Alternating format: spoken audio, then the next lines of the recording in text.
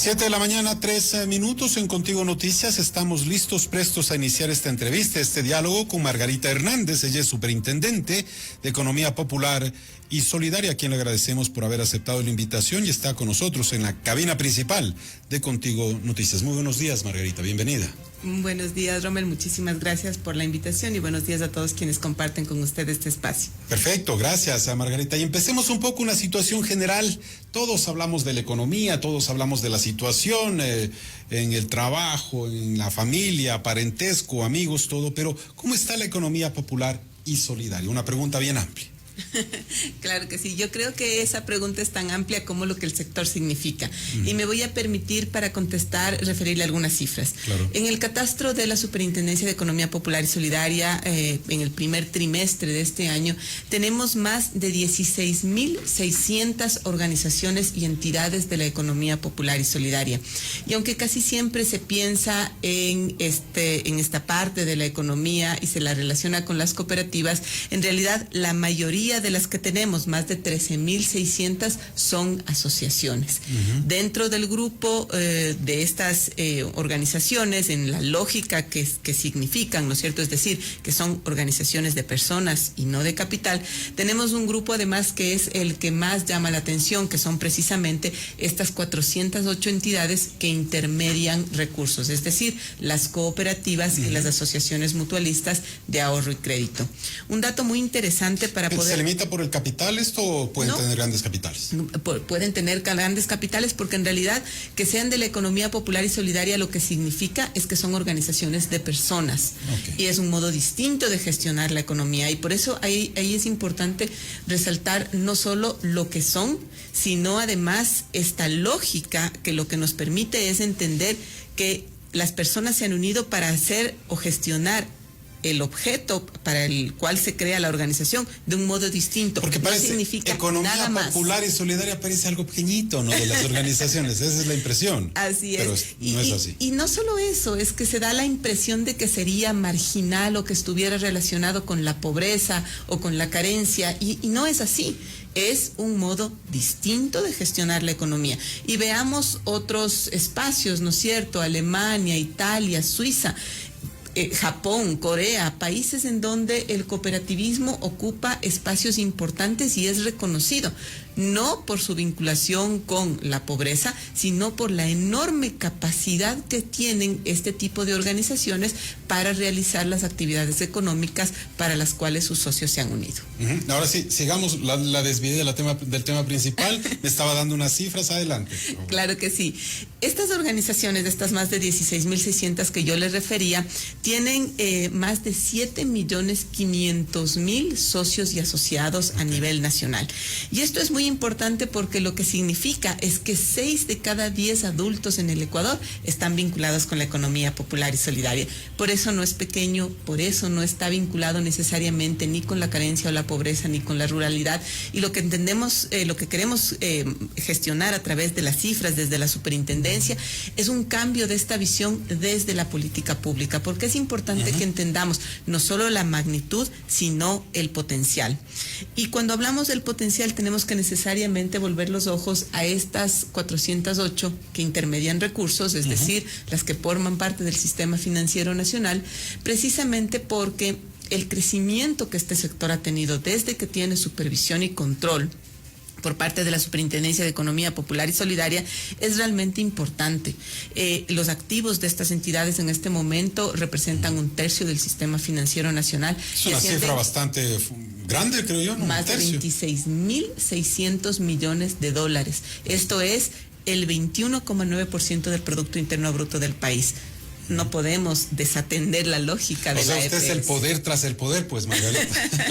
En realidad yo soy un supervisor que tiene a cargo esta parte tan importante y tan estratégica de la economía y que, insisto, desde la gestión técnica de la supervisión lo que procuramos es no solo que se visibilice, sino que además se entienda para que sea posible que se fomente y crezca de una manera adecuada.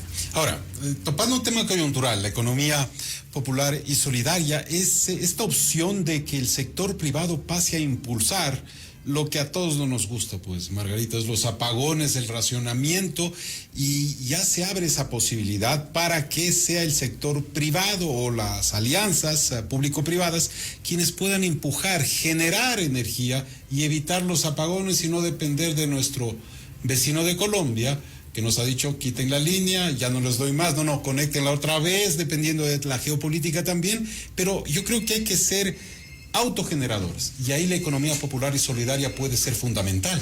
Por supuesto que sí, pero no solo es la economía popular y solidaria, es que tenemos que entender cuál es esta dinámica alrededor de la verdadera posibilidad de gestionar ciertos procesos como el de la generación o autogeneración eléctrica. Ajá. La Constitución ya reconoce la posibilidad de que las organizaciones de la economía popular y solidaria participen efectivamente en los procesos de generación. Y nuestra normativa ya tiene regulación que además reconoce la posibilidad de que las personas puedan generar su propia electricidad y devolver los excedentes a la red pública. ¿Qué significa esto? Significa que instalándose un medidor de 2 vías y uniéndose 11 personas, que es el número mínimo de socios de una organización de la economía popular y solidaria, es posible que esas 11 personas gestionen la generación que ellos hacen a través de el mecanismo que se considere, ¿no es cierto?, con una inversión que va a tener que hacerse, pero como usted bien señala, ya va a ser desde lo privado, y entonces produzcan en conjunto y reviertan, vendan el excedente a la red pública. Eso es natural en otros países, no solo con la energía eléctrica, y por eso yo me refería a todas las posibilidades. En Centroamérica, por ejemplo, Costa Rica es un país en el que casi toda la generación, no solo eléctrica, por otros medios más eficientes, ¿no es cierto?, como la generación de energía eólica o la que tiene que ver con paneles fotovoltaicos, así es, sino las redes de Internet se colocan y se gestionan a través de cooperativas. Entonces, estamos perdiendo en Costa Rica. Y hay un ejemplo a seguir. Así es. Y en Costa Rica es muy interesante porque no solo es que hay esta visión, ¿no es cierto?, de ya entregar y unir a las personas que trabajan en esas comunidades este tipo de procesos, sino que además se reconoce el valor de la economía popular y solidaria como una opción para cubrir ciertos servicios que el Estado no necesariamente puede atender y en los cuales los privados no necesariamente quieren invertir. ¿Cómo cuáles? Por ejemplo, la atención médica en ciertas zonas. Sería fundamental. Entonces hay cooperativas de médicos que trabajan en determinadas zonas a través de sus servicios directamente, atendiendo a las comunidades, generando espacios que con la inversión unipersonal no se podrían generar. Entonces, esta es esa lógica de la EPS en la que tenemos que pensar para crecer en una economía que, como dice nuestra Constitución, es social y solidaria. Pienso en el médico del barrio yo. Entonces digo, ok, miren, el seguro social está difícil, la situación es complicada, o pido una cita y me dan a 2, 3 meses, dependiendo cuál sea la carga, ¿no?, que es bastante. Los hospitales públicos igual, pero con lo que menciona Margarita, una idea de organización, no sé, de 1, 2, 3 barrios, si pueden decir, aquí está nuestro servicio médico y lo podemos mantener. 11 médicos, distintas especialidades, el servicio, porque la persona tiene unas capacidades, considerando no solo las horas que puede trabajar, ¿no es cierto?, o su profesión, sino lo que puede invertir para autogestionar esa profesión. Pero unir 11, 12, 15, 20, eso es el principio de las organizaciones, las empresas de personas, y a través de eso potenciar espacios en donde se pueda colaborar ya desde una visión distinta, que es esta visión de la economía social y solidaria, que se gestiona bajo unos principios que son virtuosos en sí mismos y que además permiten entender y atender las necesidades desde otra perspectiva. Por ejemplo, el respeto a la identidad cultural. Entonces, volvamos a lo de la generación eléctrica desde una lógica comunitaria, en este ejercicio del principio del respeto a la identidad cultural, y pensemos, por ejemplo, en otro de los principios de la economía social y solidaria, la equidad de género. Y perfectamente es viable que esa organización sea de mujeres, porque es la casa la que a través de los paneles fotovoltaicos va a generar la electricidad. Además, En lo que menciona Margarita, perdón la interrupción, pero vale la pena, es el ámbito, ¿quién mejor conoce esa comunidad que quienes viven ahí? Dice, mira, a mí me conviene mejor poner paneles solares, queda mejor, vivo en una zona desértica, o si no, si tengo bastante agua, voy a poner alguna cosa más relacionada a la parte hidroeléctrica. Eso también viene a ser una acción conjunta que nace de la comunidad. Y la comunidad hace una inversión y sirve para generar un beneficio para todos. Y esa es la lógica. Nosotros hicimos antes de la pandemia muchos ejercicios de acercamiento, por ejemplo, con el Ministerio de Energía, precisamente para fomentar espacios en una alianza estratégica con la Asociación Ecuatoriana de Energía Renovable y Eficiencia Energética, para que los proyectos de vivienda BIS y VIP tengan elementos de energía renovable y eficiencia energética, porque además son grandes proyectos. ¿Son hasta $105,000? ¿Hasta qué costo tenía estas viviendas? Tienen 94,000 o 105,000, depende del Correcto. tipo de proyecto, Sí, pero las mutualistas participan efectivamente financiando esos proyectos para la compra y para la construcción. Entonces, atar esto con elementos de eficiencia energética y de energía renovable significaba masificar el uso de esos elementos. Lastimosamente no logramos concretar el objeto de ese acercamiento, y luego ya la pandemia hizo que las prioridades sean distintas, pero hay enormes oportunidades de, a través de esta lógica distinta de gestionar la economía, favorecer espacios que sean más provechosos, ya no solo para las economías, sino para las personas de las zonas que son área de influencia para este tipo de organizaciones. Ahora, desde la institución que preside Margarita en la Superintendencia de la Economía Popular y Solidaria, hemos topado varios proyectos, pero parece que esta puede ser una solución a muchas otras cosas. La organización está, ¿qué falta? La Superintendencia de Economía Popular y Solidaria es un organismo técnico de control y supervisión.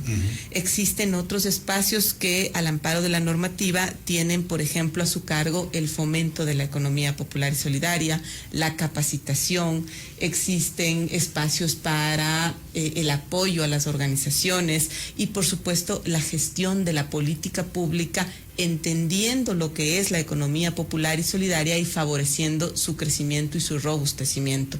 Y ahí es donde tenemos que seguir trabajando, porque no podemos quedarnos con esta visión estrecha de que la economía popular y solidaria es para pobres y de que hay que favorecer ciertos espacios muy puntuales en los que se piensa este tipo de organizaciones pueden gestionar su objeto social, como por ejemplo los temas de limpieza, especialmente en instituciones públicas o en hospitales, los temas de alimentación o los temas de textiles, como por ejemplo la confección de uniformes.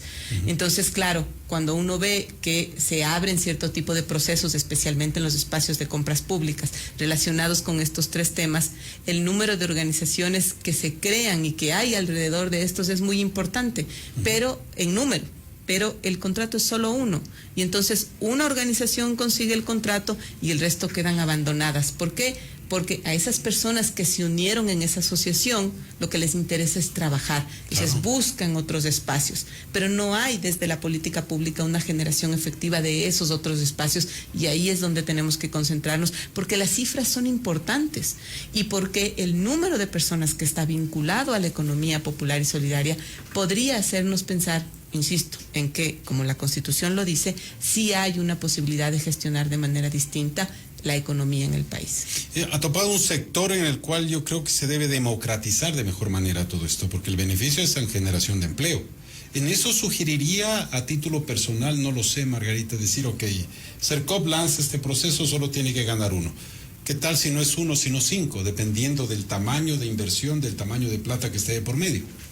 Eso, por ejemplo, sería lo más adecuado, es decir, hacer un análisis más objetivo de la contraparte, porque en este momento lo que nos pasa, y usted ha tocado un punto muy, muy importante, es que recibimos muchas denuncias porque el concurso lo gana una asociación de limpieza que tiene 11, 12, 15 asociados que deberían participar directamente en el cumplimiento del objeto, es decir, en las labores de limpieza, y resulta que por el volumen del contrato tienen que subcontratar Correcto. a otras personas. Y ahí se pierde la lógica de la EPS. No se trata de que no puedan contratar, por supuesto que pueden si son cosas especializadas. Lo van a hacer. Pero si hablamos de que la asociación es de limpieza y sus asociados se unieron para cumplir con ese fin y necesito más personas, entonces la asociación debería crecer y eso lo debería exigir el contratista.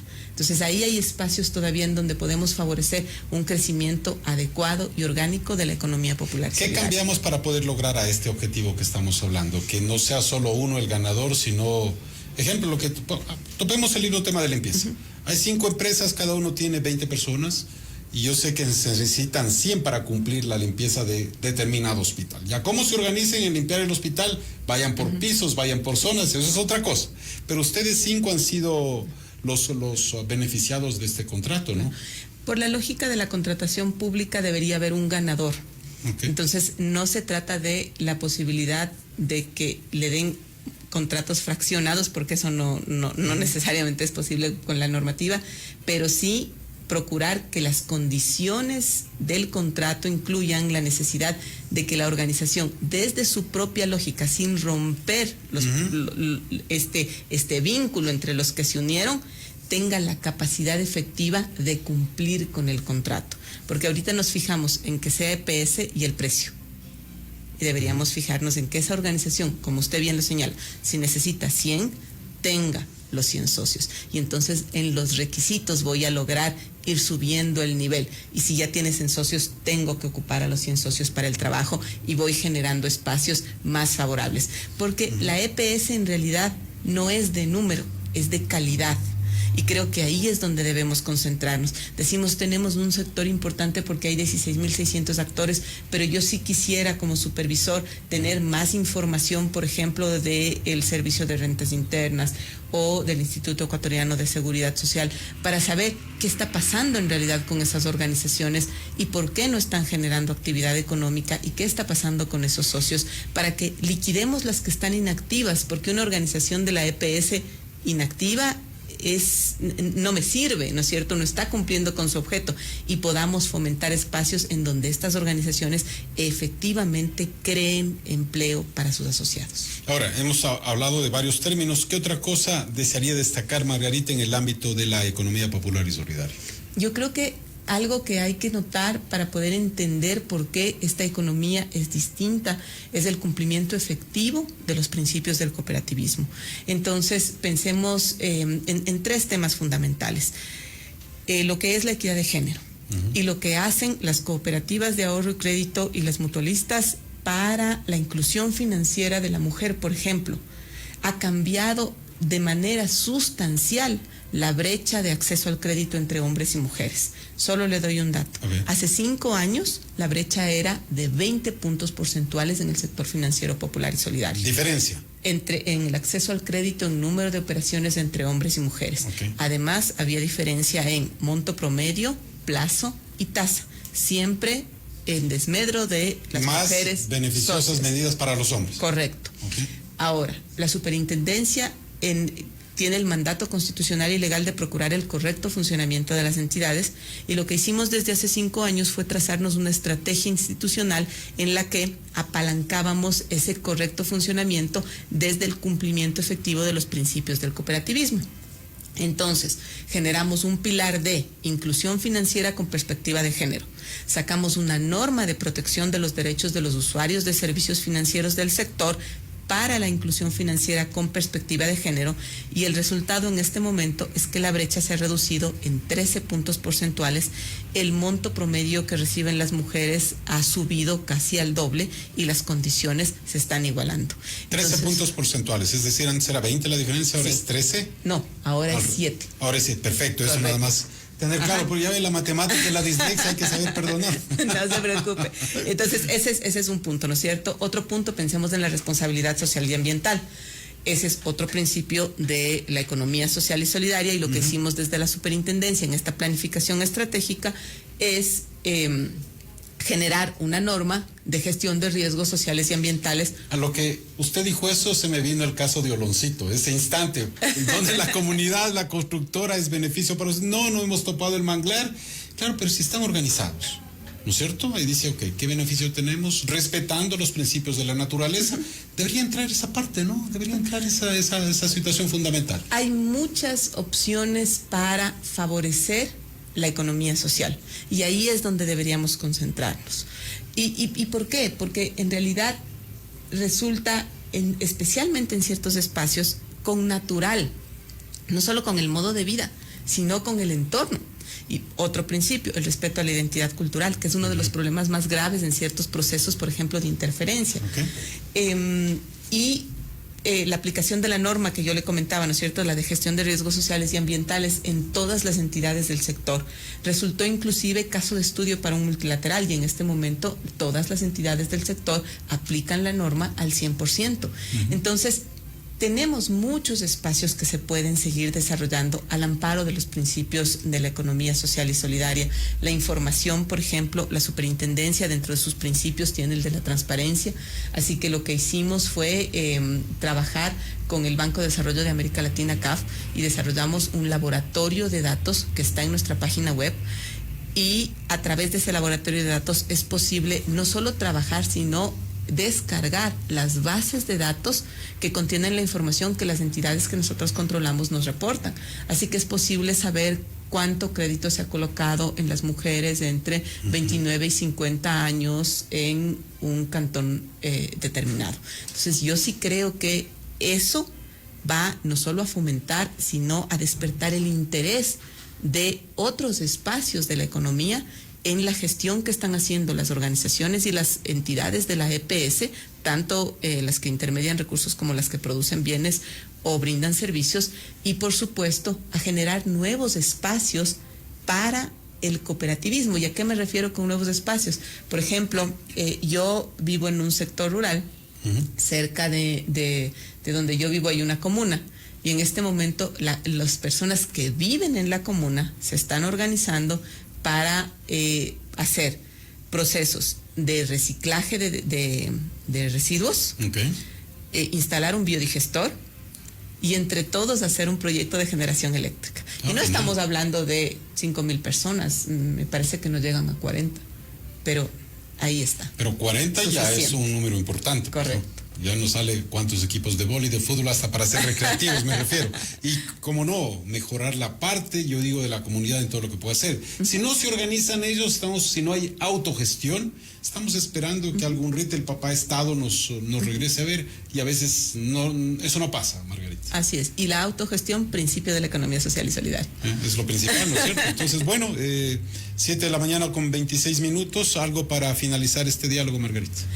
Yo creo que lo más importante dentro de toda esta lógica de lo que hemos conversado es resaltar, Rommel, la interesante posibilidad de, a través de la economía popular y solidaria, gestionar nuevos espacios para el bienestar de las personas que participan de este tipo de organizaciones, en el entendido claro de que no se trata de solventar las necesidades de los más pobres o los más humildes, sino de entender un modo distinto de gestionar la economía. Tremenda frase, y además a lo que mencionó las cifras, 26.600 millones de dólares de activos solo de las entidades financieras. Correcto, es algo muy importante. Las 7 de la mañana, 27 minutos, la intervención de Margarita Hernández, es superintendente de la Economía Popular y Solidaria, aquí en Contigo, Noticias por Contigo FM 104.9. Gracias por haber estado con nosotros. Muchísimas gracias a usted, Rommel, por recibirnos. Un gusto siempre.